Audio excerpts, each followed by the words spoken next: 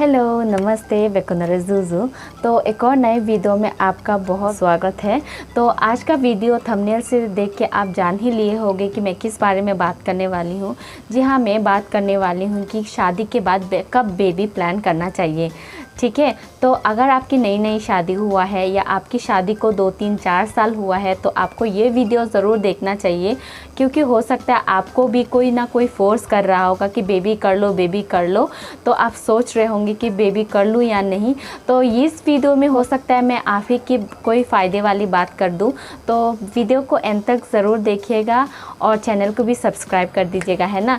तो आइए वीडियो को शुरू करते हैं। सबसे पहले तो अगर आप किसी और के कहने पे, लाइक आपके पेरेंट्स, आपके फ्रेंड्स, आपके रिलेटिव्स, आपके मोहल्ले वाले, गांव वाले आपको ये बोल रहे ना कि कहाँ 2 से कब 3 हो रहे हो, बेबी का कब प्लान है, या आपके अरे तुम्हारे तो बाद में शादी हुए हैं, उनके बच्चे तो अभी चल फिरने लगे हैं, कुछ टाइम के बाद तो अभी स्कूल भी जाने लगेंगे, तुम्हारा क्या प्लान है।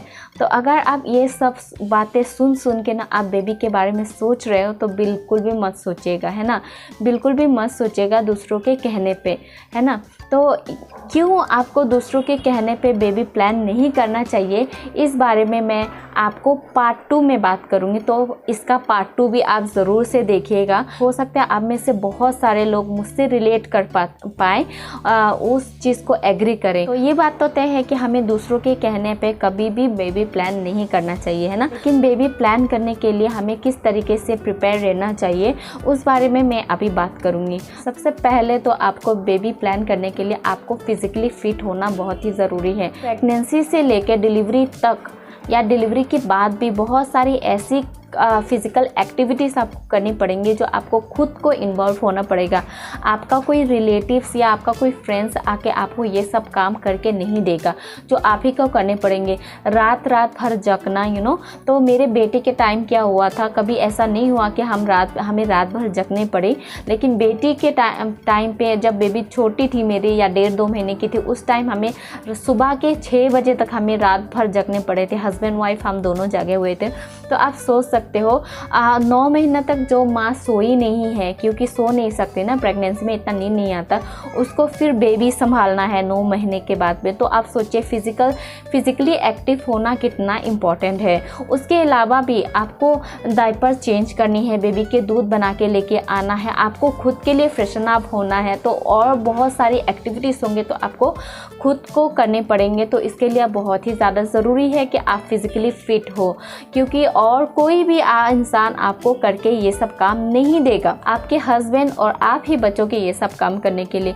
इसीलिए अगर आप बेबी प्लान कर रहे हो ना, तो सबसे पहले अपनी फिजिकल हेल्थ के बारे में सोचो, अपने हेल्थ के बारे में सोचो, अपने फिट होने के बारे में सोचो, फिर आप बेबी के बारे में सोचना। तो सेकंड है मेंटली फिट होना। जी हाँ, फिजिकली फिट होने के साथ साथ हमें बहुत ज़्यादा ज़रूरी होता है कि हम मेंटली भी फिट रहे। हमें कोई टेंशन, कोई डिप्रेशन, कोई स्ट्रेस ना हो, उसके लिए पहले से आपको खुश रहना पड़े। क्योंकि प्रेगनेंसी का गुड न्यूज़ आते ही आपको अपना डॉक्टर खुद बताएगा कि अब आपको स्ट्रेस नहीं लेना है। क्योंकि डिलीवरी के बाद भी आपको बहुत सारे ऐसे फेसेस होंगे जो आपको अपना इमोशंस कंट्रोल करने होंगे, है ना। लाइक आपको गुस्सा आएगा तो आप गुस्सा कर नहीं पाओगे, किसके ऊपर करोगे, छोटा बेबी के ऊपर, वो तो नहीं हो पाएगा ना।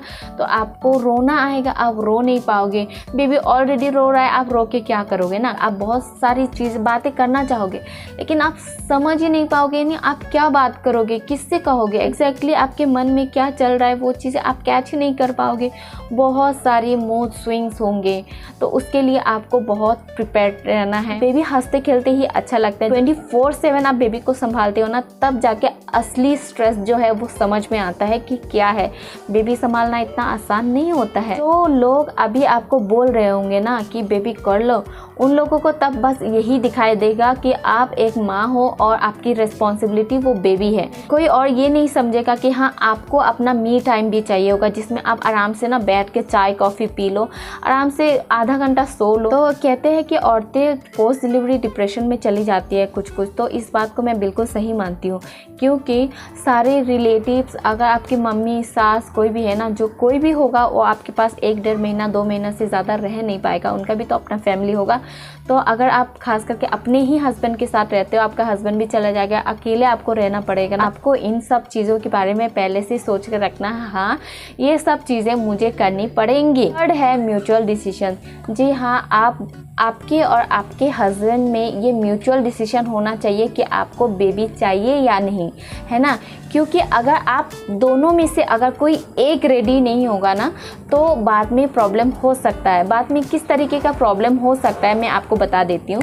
क्योंकि अगर हो सकता है आपके हस्बैंड रेडी नहीं है और आप रेडी हो, तो उस टाइम पे बेबी हो गया, तो आप का क्या होगा, बेबी होने के बाद आप सारी जो रिस्पॉन्सिबिलिटीज़ जो 50-50 का जो रिस्पॉन्सिबिलिटी है ना, उसमें हस्बैंड इन्वॉल्व ही नहीं होगा और ना चाहते हुए भी आपको 100% आपको अकेले को करना पड़े। या हो सकता है वाइफ अगर रेडी ना हो तो हस्बैंड को अकेले करना पड़े। ऑब्वियसली हस्बैंड तो फीड नहीं कर सकता ना बेबी को, लेकिन क्या होता है, अगर मैंने सुना है ये बात कि अगर हस्बैंड वाइफ रेडी नहीं होती है तो बेबी को फीड नहीं कराती है, बेबी की जब रोती है ना तो वो देखभाल नहीं करती है। तो इस तरीके से प्रॉब्लम्स आती है और बाद में क्या करता है कि आपकी मैरिज लाइफ को भी थोड़ा सा ये कॉम्प्लिकेटेड कर देगा। तो इसके लिए आपको बहुत ज़रूरी होता है कि आप का और आपके हस्बैंड का, यानी आप दोनों पार्टनर्स का म्यूचुअल डिसीजन हो बेबी करना है या नहीं करना है, ताकि बाद में कोई किसी को ब्लेम ना कर सके। फोर्थ एंड लास्ट और सबसे इम्पॉर्टेंट चीज़ जो बेबी प्लान करने के लिए हमें चाहिए, वो है फाइनेंशियली भी हमें फिट होना पड़ेगा। जी हाँ, फाइनेंशियली हमें बहुत ज़्यादा स्ट्रॉन्ग होने पड़ेंगे, बहुत ज़्यादा फिट होना पड़ेगा। हमारे बैंक बैलेंस बहुत अच्छा होना चाहिए। जब आप प्रेगनेंसी का गुड न्यूज़ आपको मिल जाएगा, तब से आपको पैसों की बहुत ज़रूरत पड़ेंगी। डॉक्टर्स आपको कहेंगे कि आप अच्छा खाना खाओ, तभी बेबी को अच्छा न्यूट्रिशंस मिलेगा, कभी बेबी फिट एंड हेल्दी होगा। तो आप चाहोगे नहीं ना कि आपका बेबी जो है अनहेल्दी पैदा हो, आपकी डाइट में कमी रहने की वजह से आपके बेबी में कुछ भी हो, आप नहीं चाहोगे, है ना। क्योंकि उस टाइम से प्रेगनेंसी से आपको अच्छे खाना, फिर डॉक्टर की विजिटिंग की फीस, मेडिकल बिल, ये सब चीज़ें आपको करनी पड़ेंगी। और जब आपको डिलीवरी के लिए हॉस्पिटल जाना पड़ेगा, तो ठीक है, सरकारी हॉस्पिटल में गए तो आपको 2 से 3 हज़ार रुपए तक खर्च हो सकता है, मान लीजिए मैक्सिमम 5,000 रुपये भी खर्च हो जाएंगे। लेकिन आप प्राइवेट हॉस्पिटल में जाओगे, ठीक है, नॉर्मली हो गया तो इतना पैसे नहीं लगेंगे, लेकिन आपको CS करवाना पड़ गया तो क्या होगा, उस टाइम पे आपको बहुत ज़्यादा फीस देनी पड़ेंगी, बहुत ज़्यादा फीस देनी पड़ेंगी। तो आप मान लीजिए 30 से 40-50 तक, जहाँ मैं मिड रेंज के बारे में बात कर रही थी। और अगर हॉस्पिटल अगर बहुत ज़्यादा स्टैंडर्ड हुआ, बहुत सुपर स्पेशलिस्ट डॉक्टर्स बैठते होंगे, उस हॉस्पिटल में तो लाखों लगेंगे, है ना। मैं जिस तरीके के हॉस्पिटल में बेबी को डिलीवर किया था, वहाँ पे हम लोगों का 60 तक गया था। क्योंकि मेरे दोनों बच्चे मेरे CS थे, तो हम लोग का CS 60 तक चला गया था। इस तरीके से आपको बहुत सारी और भी बिल्स पे करने होंगे। वैक्सीनेशंस आपको करवानी पड़ेंगे, आपके बेबी के लिए करवाने पड़ेंगे, आपको करवानी पड़ेंगे। वो जो प्रैक्टिकल चीज़ें जो होती है वो कोई नहीं देखता है ना। तो जो लोग आपको कह रहे हैं ना बेबी कर लो, वो चीज़ बस ऐसे कर लो करने से नहीं होता है। बेबी करने के लिए तो क्या 2 मिनट चाहिए ना, 2 मिनट के बाद क्या, फिर रेस्ट ऑफ दी लाइफ तो आपको ही झेलनी है ना। बेबी के सारी चीज़ें आपको करनी पड़ेंगी। तो बेबी होगा, बेबी होने के बाद आप बेबी सुसु पॉटी भी करेगा ना, तो आपको उस टाइम के लिए पैसे चाहिए होंगे। बेबी सुसु करेगा, उसको आप ऐसे छोड़ नहीं सकते, वाइप्स लेना पड़ेगा, वाइप से क्लीन करो।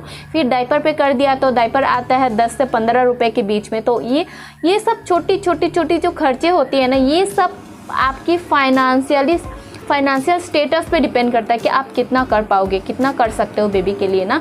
तो और बेबी बड़ा होगा, फिर उसकी पढ़ाई को लेके, उसकी कपड़े, बेबी के कपड़े कितने महंगे होते हैं, मतलब इतनी छोटी चीज़ें हैं लेकिन इतनी कॉस्टली होता है। फिर बेबी का ग्रूमिंग, और बेबी जब बड़ा होगा तो आपको उसकी स्कूल की फ़ीस देनी पड़ेंगी, ट्यूशन फ़ीस, कोचिंग फ़ीस, आपको अलग से फिज़िकल एक्टिविटीज़ करवानी पड़ेंगे, डांसिंग जो है, स्पोर्ट्स में, इन सब चीज़ें करने के लिए आपको फाइनेंशियली स्ट्रॉन्ग होना बहुत ही ज़्यादा ज़रूरी है। अगर आप इन सब चीज़ों से ना फिज़िकली फिट, मेंटली फिट और म्यूचुअल डिसीजन फिर आपका फाइनेंशियल स्टेटस भी बहुत अच्छा होना, तो आप बिल्कुल रेडी हो आप बेबी प्लान करने के लिए।